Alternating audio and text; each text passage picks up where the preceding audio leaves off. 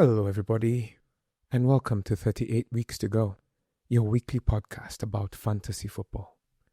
I am your host, Nash, and let's get into it. The season is done. 38 weeks are complete. You have successfully finished what you started. You should be proud of yourself. How did that go? That's a different story. First of all, just congratulations on having stuck it out for 38 weeks. That is a big deal. Be proud of yourself. Now, how did you do? With an average of 41, did you get more or less? Did you finish the season strong? Were you happy with how you finished in the mini league? I was out of contention by maybe end of December. I had a maybe 6-week stretch where I just collapsed and I just never recovered. I got 63 this week, and the biggest mistake I made was counting on Osula and Soboslai.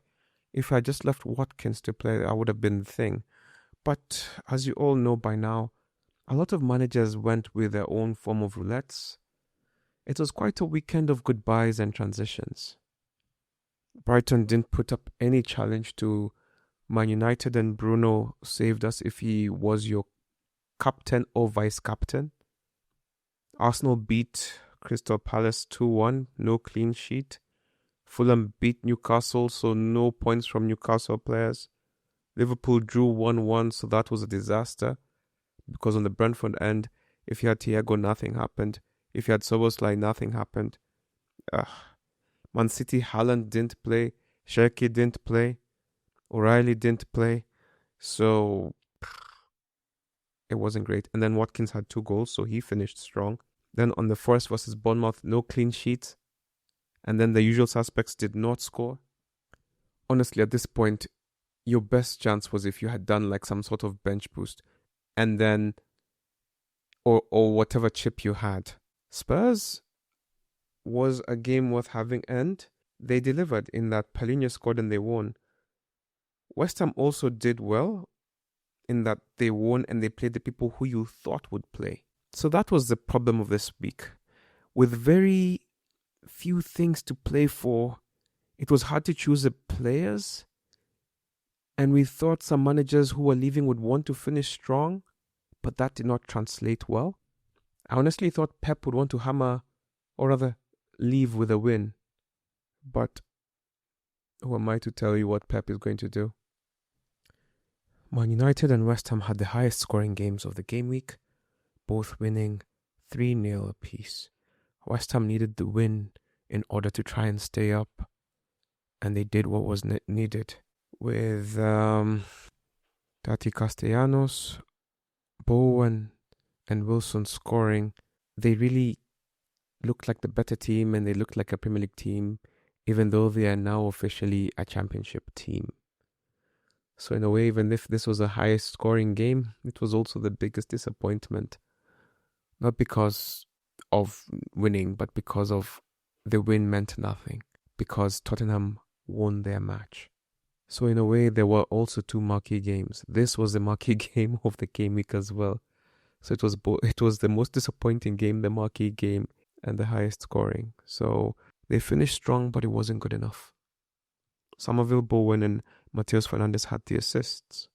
And Bowen finished with 3 bonus points. Tati got 2, and Mateus Fernandes got 1. It's very hard to choose a disappointing game of the game week because many of them were disappointing, but for many reasons. But also many teams had nothing to play for. Maybe Chelsea could be considered a disappointment. They lost 2-1 to Sunderland. Sunderland have been better than them this season, so in a way it's not a disappointing result. But given the stature of their clubs, given that Sunderland was recently promoted, given that Chelsea are way richer, and to be completely out of Europe, that is a failure. It is not only because had they won this game, they would have been in Europe. Brighton lost, and Sunderland needed to win, and they did, and that took them to Europe. Chelsea lose money. Even from Todd Bowley's perspective, it is a loss, even if he stands Chelsea into a selling club. It is a disappointment. And Sunderland were the better team. they should have scored at least 3 goals. They scored the 2 goals first, and then Palmer brought a goal back. When Hume scored, I couldn't even tell if he had scored because it looked so easy.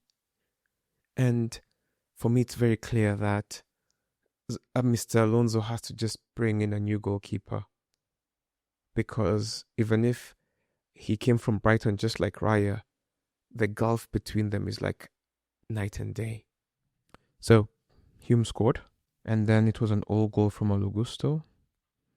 The assists were from O'Neill and Brobby, while Neto had the assist for Palmer's goal. Enzo Lefebvre had the 3 bonus points. Palmer had 2, Neto and O'Neill had 1.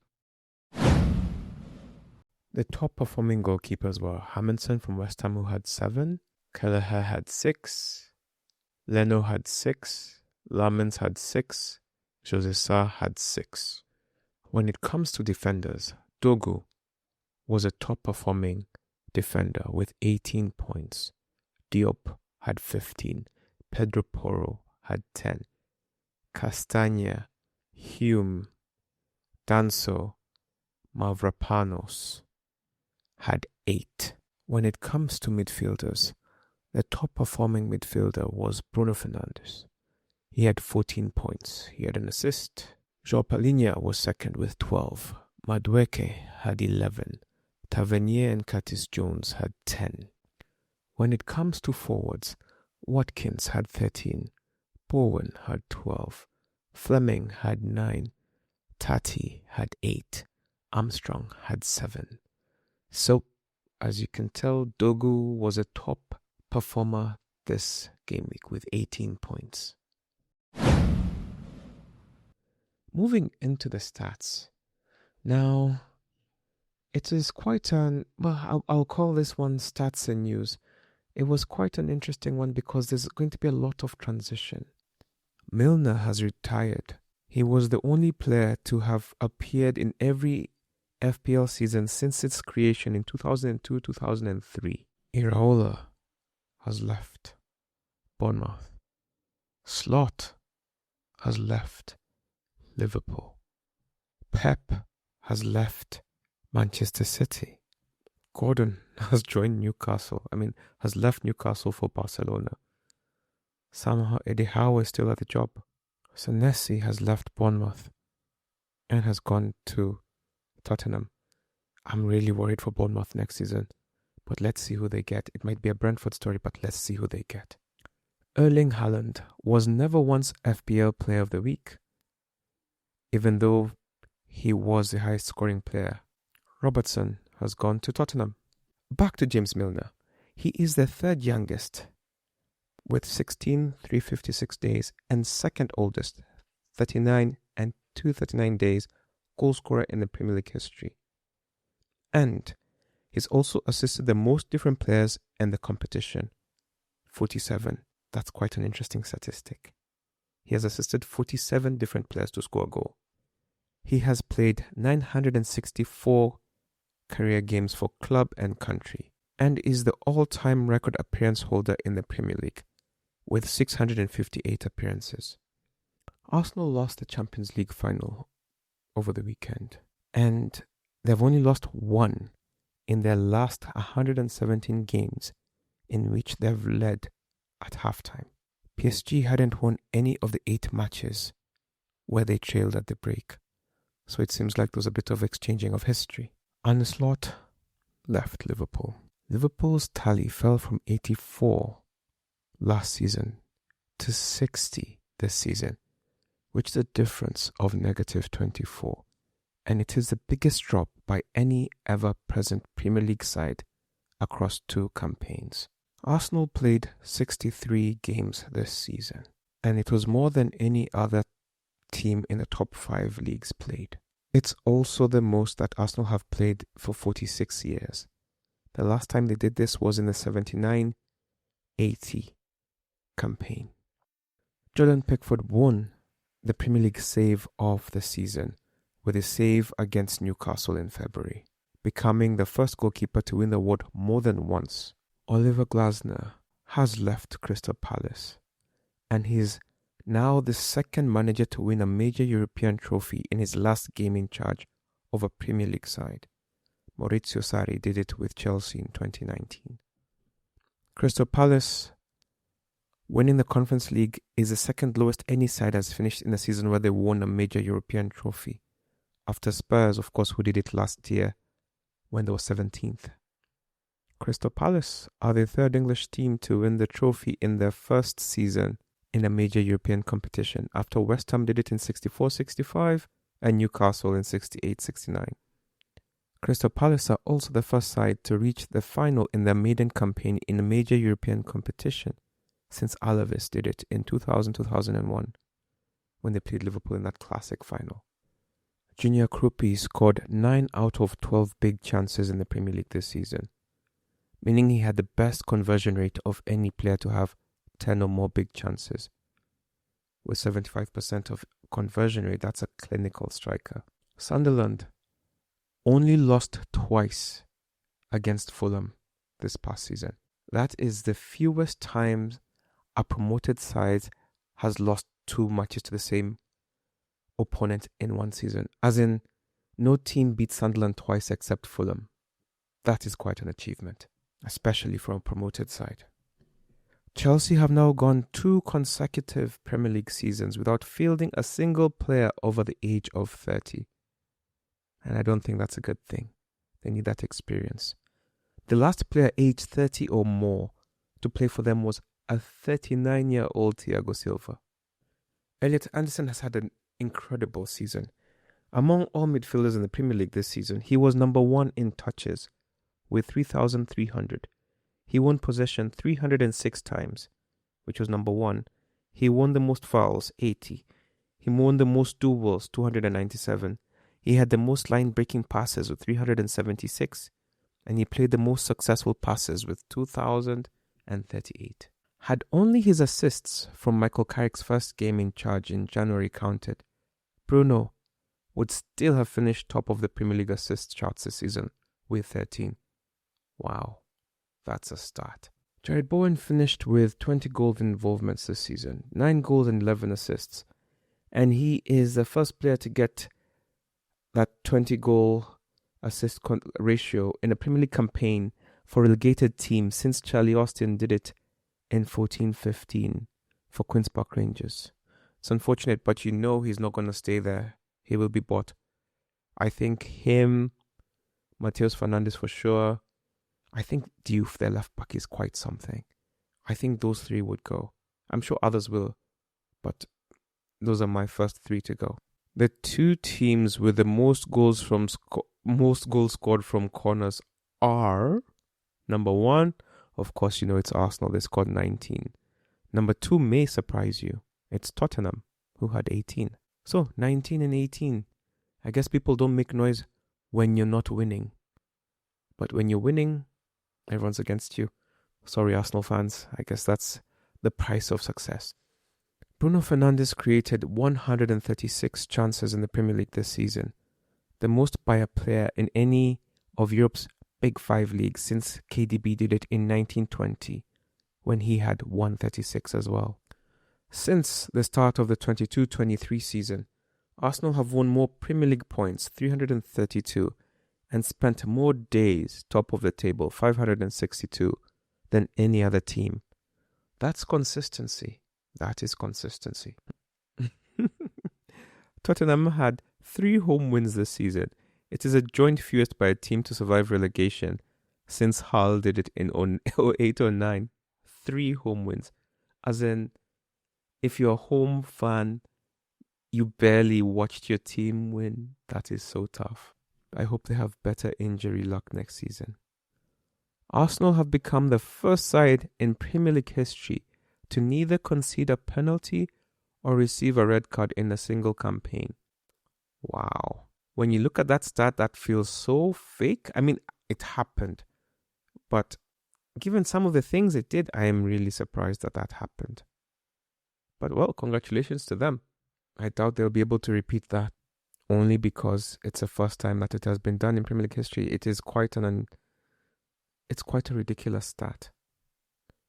Mo Salah has assisted a goal for the 93rd time for Liverpool in the Premier League, and now surpasses Steven Gerrard's 92 assists as it outrights most for the Reds in the competition. Wow. Talk about retiring on top. Not retiring, but leaving on top. And yes, that is another transition. Salah leaving. Bruno Fernandes became the first player in Premier League history to assist 21 goals in a single season in the competition.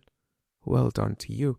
Manchester City versus Aston Villa is the first game in the Premier League history to see both teams make at least 8 changes to their starting lineup from their previous game in the same season. You can tell that they're just checked out. Martin Zubimendi is just the second ever player to win the title and play every game in his first season in the Premier League, excluding 92-93, after Jens Lehmann did it in 03-04. At 16 years and 144 days, Max Daumann is the youngest ever player to start a Premier League match. Coventry, Ipswich and Hull City were the 3 sides promoted. And an interesting anecdote is that the Hull City manager said to the fans, "My job here was to make sure that we did not get relegated. I am sorry that I failed." Or something like that. Look for the quote. It's actually quite cool. Pep had his final game as a Man City manager, and it was his 593rd game for the club. And that leaves him as the manager who has managed the most games for Manchester City in their history, which in a way is great because he has ridiculous records. And this one, he deserves to have it as well. Bruno Fernandes won the Premier League Player of the Season, becoming the first Manchester United player to win it since Nemanja Vidic, who won it in 2010-2011. With over 379 Premier League games with Manchester City, Pep has averaged 2.28 points per game. And you can only get 3. That's crazy. It is the highest of any manager with 20 or more matches in the competition's history. He's arguably the greatest Premier League manager. Since Carrick took over Manchester United, they have earned the most points, having won 36 points. Man City was second with 35, Arsenal were third with 33. So at least next season Arsenal will have some competition. Aston Villa have scored more goals from outside the penalty area than any other Premier League side in this season's competition. Now, the top scoring points getter this fantasy season was Haaland. He was the FPL's best player with 239 points. Second was Bruno Fernandes with 235 and Gabriel with 209. This season has been a lower total point getting season than last season. So if you compare your points to your season's points for last year, you'll find that you performed worse, even if you may have done better either way. It's going to be very few, unless you performed poorly last season. More often than not, you'll find that your total this year was lower. I'm going to read the top 10 point getters, but it will also include the top 10 from each club. Does that make sense? So, Man City's top performer was Haaland, and he was number 1. Bruno Fernandes, number 2 with 235. Gabriel had 209. Morgan Gibbs-White had 188. Bowen had 187. Thiago had 181. João Pedro had 177. Senesi had 175. Virgil van Dijk had 175. And Tarkowski had 170. So those 10 each represent a different club, and those players are each their club's top points getter this entire season. Bowen was the most brought in player, and he delivered 12 points. For the first time in 2 years, Pickford is in the top goalkeeper. It was Raya who got 162 points. Kelleher got 143. Roofs got 136. And Pickford 135. Haaland was the most selected player, also the most captained player, but the most vice-captained player was Bruno Fernandes. The highest points this Gameweek belonged to Imad, and Imad had 117 points. It took a big hit of 28 points to get the 117, still more than my 63 anyway. So they got 117 points and they used the triple captain on Bruno Fernandes. Great shot, because he got 42 points. Palhinha got 12. Enzo Lefebvre got 5. Gibbs White, 9. Watkins, 13. Bowen, 12. Calvert-Lewin, 2. Bueno, 2. Pedro Porro, 10. Mukiele, 4. Lamens, 6. When it comes to our table, Wilson Deng is the manager with the highest points this Gameweek. Team manager of Phoenix. They garnered 92 points. Now, as part of the 92, how this was achieved was the use of the triple captain. And like you might have guessed, Bruno was triple captained for 42 points. Watkins, 13 points. Semenyo, 6 points. Enzo, 1. Bowen, 12. Wilson, 4. Munoz, 1. Senesi, 2. Gabriel, 1. Pedro Porro, 10. Martinez, 0. And that's how they got 92 points. In second place was DJ Notice, manager of Monkey D. Luffy, 87 points. Optigol's Prime was number 3 with 82 points. Texas Tens was number 4 with 79 points. And Edwin Awor was number 5 with 78 points. On the other end, Commander Amos and Anthony Koila both got 16 points. I think this might be a case of saving your worst for last. So, Commander got 16. Captain was Haaland, so that was 0. But he didn't have anybody on his bench. So, Voltemada, 2. Thiago, 2. Eze, 1. Foden was the vice-captain, got 4. Kudus, 0. Klein, 1. Kukurea, 1. Van Hecke, 1. Gyokeres, 1. Sells, 3. So, as you can tell, it's not quite a dead team, but you can see that they gave up some time ago, especially if Kudus is in the team. Anthony Coilas is a 16 that looks like a team that was good. Roofs, 2. Mukiele, 4. Guehi, 0. Timber, 0. Chaloba, 1. Wilson, 4. Saka, 0. Sheki, 1. Captain Gyokeres, 2. Voltemada, 2. Haaland, 0. So number 1 and 2 was a tie for 16 points. Number 3 was Marquisio 007 and Pablo Hernandez, who both got 18 mini ties this week. And number 5 was Nicolas Badeher, 19 points. So people really did poorly. Most points on the bench is a tie between Patrick Kaiser and Loki, who got 14 points on the bench. It was kind of a simple 14 points. Lino had 6 and Tati had 8. For Wakudumu, it was Lewis, 5, and Gibbs, 9. So it wasn't crazy. It wasn't the 20s as it has been in the past. Team with the most goal scorers belongs to Explicit FC, who have 6 goal scorers. Team with the best midfield for the final time belongs to Black Adam, whose midfield delivered 56 points. Team with the best defense belongs to Eddie Olang, whose team managed to get 34 points, which is great because this is a dead team, so well done. Broken clock is right twice a day, they say. Most transfers this week belongs to Thagana Gatheru, who made 6 transfers. Best transfer outcome belongs to James Durango, who gained an impressive 22 points thanks to the moves that they made. Architect Sadiq Suleiman got 19. Jayaram got 18. Ken got 18. And number 5 was Aaron, who got 16. When it comes to the opposite end of that, you have Mike Mbogwa, who lost 27 points. by the moves made. You have me, number 2, who got 14 points, and that is all Watkins.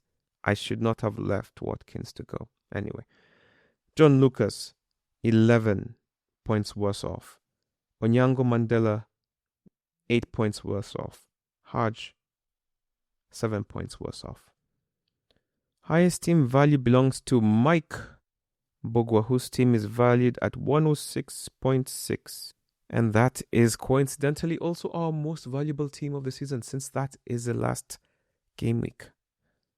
On the opposite end, with the lowest team value, is Angola Nayo, who have 96.1. Boazogala added 0.4 to the bank. Thagana Gatheru dropped his team value by 1, which means they probably used a wild card. They did not, but just like they said earlier, they made 6 transfers, so that adds up. When it comes to the biggest differentials this week, Dorgu was number 1, of course, chosen by 3% of us, which resulted in 18 points. Talk about a differential. Number 2 was Watkins, who was chosen by 13% of us and delivered 13 points. Number 3 was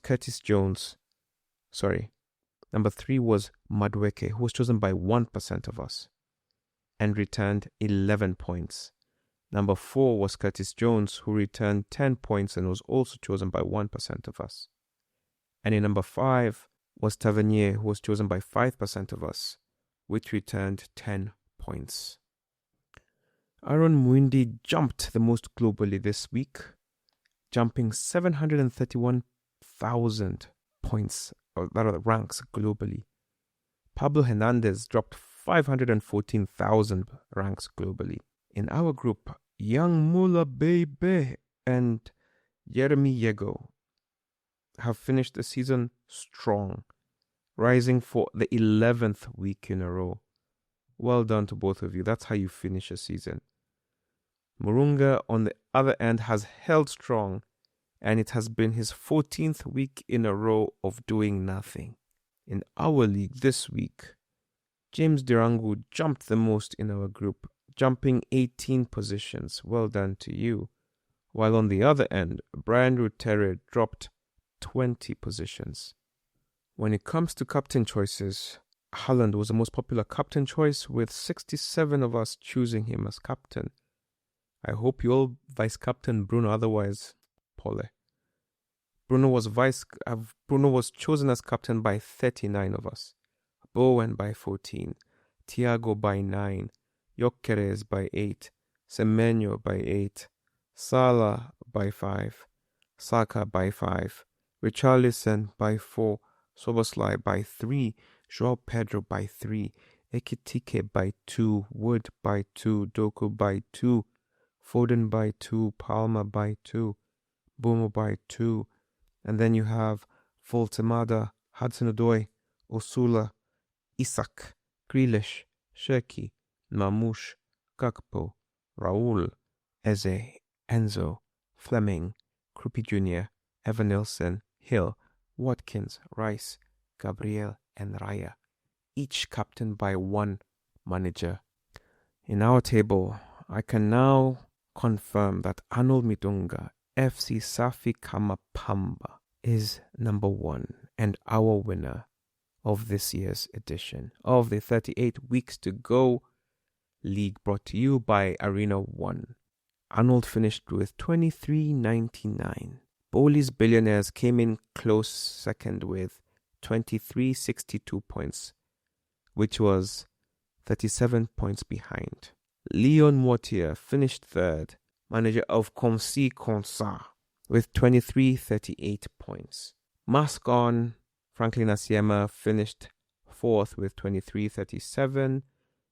Luffy D, 23.19. Teddy Mwalo, 23.17. Randy Augusta, 23.07. Madhagani Kihoro, 2300 flat. Number 9 was Jairam Prajapati with 22.86. And number 10 was Papi Chulo, 22.81 points. Congratulations to you, Arnold Midunga. You have done amazing and incredibly well. I will be looking for you to see if I can do an interview with you. But if not, that's that. Globally, Erik Ibsen is number one. And Erik Ibsen finished with 76 points and with 2582 points. I read an article about Erik Ibsen. Erik Ibsen is the first Dane to win the FPL. And not only that, it was his first time playing this game. It was his sister who got him into it. He's a 23-year-old medical student, an Everton fan, and he was just going with it. And his biggest advice for everyone is to just have fun. Because he says he wouldn't have continued playing if he did not enjoy the process. And with that, we've come to the end of the podcast for the season. I hope you've had fun. I've had fun. And I'm looking forward to the next season. Enjoy your well-deserved break. And I hope to see you all next season. Until then, enjoy the World Cup and have a great summer break. Bye-bye.